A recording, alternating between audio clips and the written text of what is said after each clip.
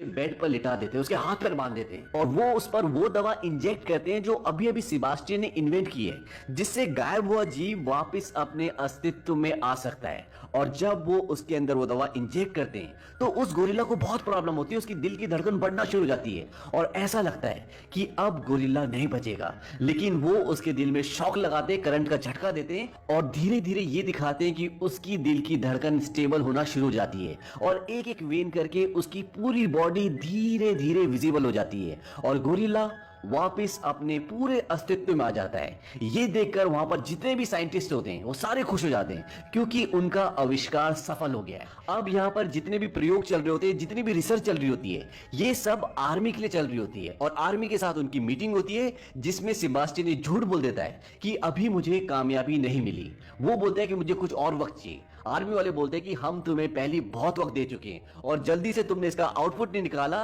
तो हम तुम्हारी जगह किसी और को हायर कर देंगे। अब जब वो वहां से बाहर निकलते तो लिंडा और मैट जो उसके साथ उस मीटिंग में गए होते हैं वो बोलते हैं कि तुमने झूठ क्यों बोला। वो बोलता है क्योंकि मैं इस दवा को इंसान पर प्रयोग करना चाहता हूं, यानी कि अपने आप पर प्रयोग करना चाहता हूं। और वो अपनी पूरी टीम से मिलता है और उन्हें झूठ बोलता है कि आर्मी ने हमें ये दवा इंसान पर प्रयोग करने की इजाजत दे दी है और मैं इसे अपनी बॉडी पर प्रयोग करना चाहता हूं। और लिंडा और मैट भी उसका इस झूठ में साथ देते हैं और इसके बाद सेबेस्टियन अपनी बॉडी में गायब होने वाली दवा को इंजेक्ट करवाता है। उसे बहुत पेन होता है और फाइनली वो गायब हो जाता है। लेकिन गायब होने के साथ साथ वो बेहोश भी हो जाता है और उसे होश में आने में 17 घंटे लगते हैं। और जब वो होश में आता है तो उससे रोशनी बर्दाश्त नहीं हो रही होती। वो बोलता है कि लाइट्स बंद करो और सारी लाइट्स बंद कर दी जाती है। सेबेस्टियन अब पूरी तरह गायब है। उसका चेकअप करते हैं और उसकी बॉडी पूरी तरह से नॉर्मल होती है और धीरे धीरे उसके आसपास जितने भी लोग होते हैं, स्पेशली जो गर्ल्स होती हैं, उन्हें कंफर्टेबल नहीं लगता, उन्हें सेफ नहीं लगता। उन्हें हमेशा से लगता है कि सेबेस्टियन उनके आसपास है। इसके बाद 3 दिन हो जाते हैं और सेबेस्टियन को वापस लाने का यानी कि विजिबल करने का वक्त आ जाता है और वो उसके अंदर वो वाली दवा इंजेक्ट करते हैं जिससे इंसान दोबारा दिखना शुरू हो जाएगा। और जब वो उसके अंदर वो दवा इंजेक्ट करते हैं तो सेबेस्टियन को बहुत पेन होता है, वो विजिबल नहीं हो पाता और वो मरते मरते बचता है। इसके बाद सेबेस्टियन के लिए एक मास्क बनाया जाता है ताकि सब उसे देख सके। और आज सेबेस्टियन को पूरे 10 दिन हो चुके हैं जब वो अदृश्य है और इस बात से सेबेस्टियन बहुत चिढ़ जाता, बहुत परेशान होता है और इसी के चलते उसकी मैट से बहस भी होती है। वो मैट पे बहुत चिल्लाता है। वो बोलता है कि पिछले 10 दिनों में तुमने मुझे जितनी सुइयां चुभाई है, जितना रोशनी में जलाया है, उसको मैं ही जानता हूँ। दरअसल अब सेबेस्टियन की दिमागी हालत भी कुछ अलग होती जा रही है। वो पिछले 10 दिनों से गायब है और वो परेशान हो चुका है और वो यहाँ से निकलना चाहता है। और एक दिन सेबेस्टियन बहुत ऊब जाता है और वो लैब से निकलकर अपने घर जाता है। और जब वो घर जाता है तो वो देखता है कि उसकी पड़ोस में एक लड़की होती है जो नहाने के लिए जा रही होती है। दरअसल सेबेस्टियन की इस लड़की पर काफी वक्त से नजर होती है। इसके बाद सेबेस्टियन अपना मास्क उतार देता है और उसकी डोरबेल बजाता है। जब वो बाहर आती है तो देखती है वहां पर कोई भी नहीं होता। दरअसल सेबेस्टियन इनविजिबल होता है और वो उसके घर के अंदर घुस जाता है और अंदर घुसने के बाद वो उस लड़की का बहुत बुरी तरह से रेप करता है। इसी बीच लिंडा सेबेस्टियन के घर जाती है और वो देखती है कि उसका मास्क उतरा हुआ है और इस बात से लिंडा बहुत डर जाती है। इसके बाद वो वापस लैब में आती है और वो सब डिस्कस करते हैं कि सेबेस्टियन किसी के लिए भी खतरा हो सकता है क्योंकि वो बिना मास्क के घूम रहा है। और तभी वहां पर सेबेस्टियन आ जाता है। लिंडा बोलती है कि आज के बाद अगर उसने ऐसा किया तो वो कमेटी को सब कुछ बता देगी। सेबेस्टियन लिंडा की बात को मान जाता है लेकिन सबके दिल में कहीं ना कहीं एक डर होता है क्योंकि सब सेबेस्टियन की नेचर को जानते हैं। उसका दिमाग अलग टाइप का होता है और वो अब ये तय करते हैं कि वो सेबेस्टियन पर 24 घंटे नजर रखेंगे।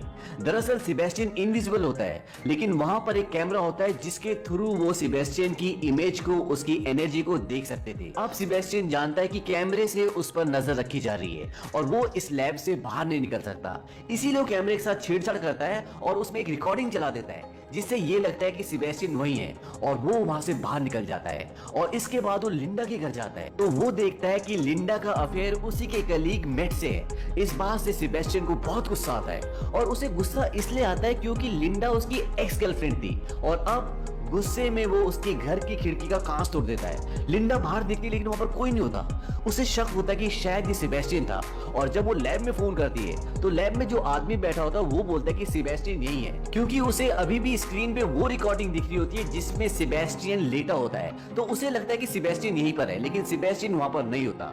और अब जब सेबेस्टियन वापस लैब में आता है तो वो गुस्से से भरा हुआ होता है और वहाँ पर एक कुत्ता होता है जिसे वो मार देता है। और अगली सुबह जब जानवरों की डॉक्टर सब जानवरों को खाना खिलाने के लिए आती है तो वो देखती है कि वहाँ पर कुत्ता मरा हुआ होता है और वो इस बारे में सेबेस्टियन से पूछती है, लेकिन सेबेस्टियन बोलता है कि मुझे इस बारे में कुछ भी नहीं पता। लेकिन वो कंफर्म करने के लिए सारी वीडियो रिकॉर्डिंग चेक करती है, लेकिन उसमें उसे कुछ भी पता नहीं चलता।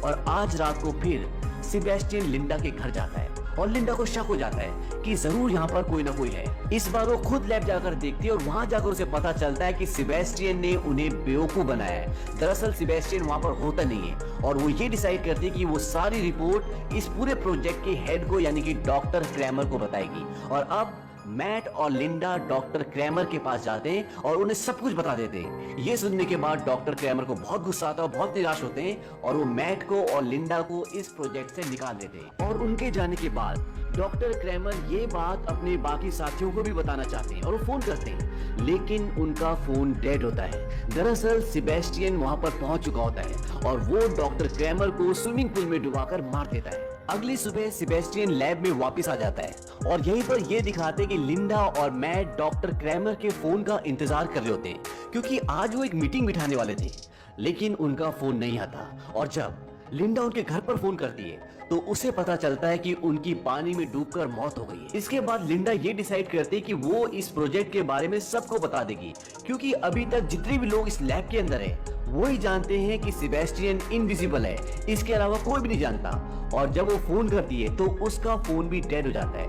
अब वो वहां से बाहर निकलने की कोशिश करते हैं, लेकिन एक भी दरवाजा नहीं खुलता। दरअसल सेबेस्टियन ने सबके कोड डीएक्टिवेट कर दिए होते हैं और वहां पर सिर्फ एक ही कोड एक्टिवेट होता है और वो होता है सेबेस्टियन का।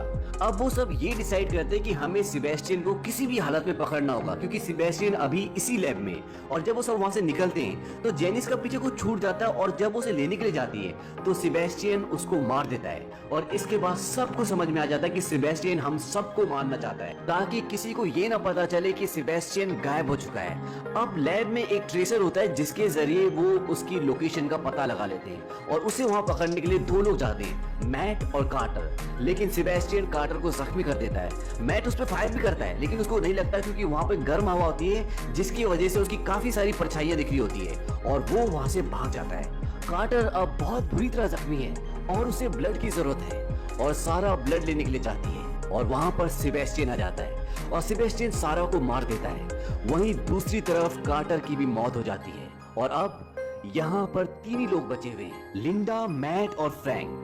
अब वो सब सारा को ढूंढने के लिए जाते हैं जो खून लेने के लिए गई होती है और उसकी लाश उन्हें एक फ्रीजर के अंदर मिलती है। और इसी बीच में सेबेस्टियन फ्रैंक को भी एक लोहे की छड़ से मार देता है, यानी कि लोहे की छड़ी उसके आर पार कर देता है। और जब मैट उसे बचाने की कोशिश करता है तो सेबेस्टियन उसे भी जख्मी कर देता है और वो मैट को और लिंडा को एक फ्रीजर के अंदर बंद करता है, उसे ऑन करता है और वहां से चला जाता है। वो उन्हें दरअसल इस फ्रीजर के अंदर ठंड से मारना चाहता था और अब फ्रीजर का टेम्परेचर धीरे धीरे डाउन होना शुरू होता है। लेकिन लिंडा हार नहीं मानती, वो दरवाजे का शीशा तोड़ने की कोशिश करती है, लेकिन वो नाकामयाब रहती है और मैट बेहोश है क्योंकि वो जख्मी है।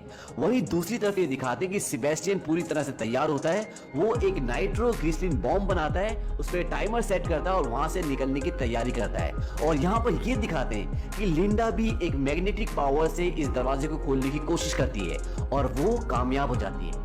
दरवाजा खुलने के बाद वो मैट को उस फ्रीजर रूम से बाहर निकालती है और उसके सामने आग जला देती है, क्योंकि उसकी बॉडी बहुत ज्यादा ठंडी हो चुकी होती है। और अब वो उस तरफ जाती है जहां पर सेबेस्टियन है। सेबेस्टियन लिफ्ट से बाहर जा रहा होता है और दरवाजा बंद होने ही वाला होता है कि सामने लिंडा आ जाती है। उसके हाथ में एक सिलेंडर होता है, वो उसमें आग लगाती है और सेबेस्टियन को बहुत बुरी तरह से जला देती है। सेबेस्टियन जल चुका है और उसके सारे कपड़े जल चुके हैं, तो वो धीरे धीरे गायब होना शुरू हो जाता है। सेबेस्टियन अब जख्मी है, गुस्से में है और वो किसी भी तरह से लिंडा को मारना चाहता है। इसके बाद लिंडा आग बुझाने वाली पाइपलाइन को ऑन कर देती है, जिससे पानी गिरना शुरू हो जाता है और अब सेबेस्टियन हल्का हल्का दिखना शुरू हो जाता है। लेकिन वो लिंडा को बहुत बुरी तरह मारता है और उसकी गर्दन पर पैर रखकर उसका गला घोट रहा होता है और लिंडा लगभग मरने ही वाली होती है कि पीछे से मैट आ जाता है। उसके हाथ में लोहे का एक बहुत बड़ा रॉड होता है और वो उससे सेबेस्टियन के सिर पे बहुत जोर से मारता है, जिससे सेबेस्टियन वहीं पर गिर जाता है। इसके बाद मैट लिंडा को उठाता है और वो वहां से जाने लगते हैं, लेकिन अभी भी सेबेस्टियन जिंदा है और वो उसी रॉड को उठाता है जिससे उसे मैट ने मारा होता है और वो मैट को मारने के लिए जाता है, लेकिन मैट को पता चल जाता है। मैट उसे धक्का देता है और जो उसके हाथ में रॉड होता है वो इलेक्ट्रिसिटी वायर से टकराता है और उसकी पूरी बॉडी में करंट फैल जाता है, जिससे वो वहीं पर गिरकर बेहोश हो जाता है। इसके बाद वो उस जगह पर जाते हैं जहां पर सेबेस्टियन ने बॉम्ब लगाया होता है और समझ जाते हैं कि वो इसे फटने से नहीं रोक सकते और वो किसी भी तरह से यहाँ से बाहर निकलना चाहते हैं। अब वो लिफ्ट से बाहर नहीं जा सकते क्योंकि सेबेस्टियन ने उनकी हर जगह से एंट्री और एग्जिट डीएक्टिवेट कर दी होती है। इसीलिए लिफ्ट के साथ जो इमरजेंसी एग्जिट होता है, यानी कि लिफ्ट जहाँ से ऊपर और नीचे आती है, वहीं पर शाफ्ट लगी होती है जिसके सहारे वो ऊपर चढ़ना शुरू करते हैं। और जब वो ऊपर जा रहे होते हैं तभी बॉम्ब फट जाता है और वो धीरे धीरे ऊपर चढ़ना शुरू करते हैं। तभी लिंडा का नीचे से सेबेस्टियन पैर पकड़ लेता है। वो अभी भी जिंदा होता है। मैट उसे बचाने के लिए नीचे आने की कोशिश करता है, लेकिन इससे पहले कि वो उन तक पहुंचता, सेबेस्टियन लिंडा को पकड़कर नीचे लिफ्ट में कूद जाता है और वो वहां पर उसे बोलता है कि मुझे किस करो।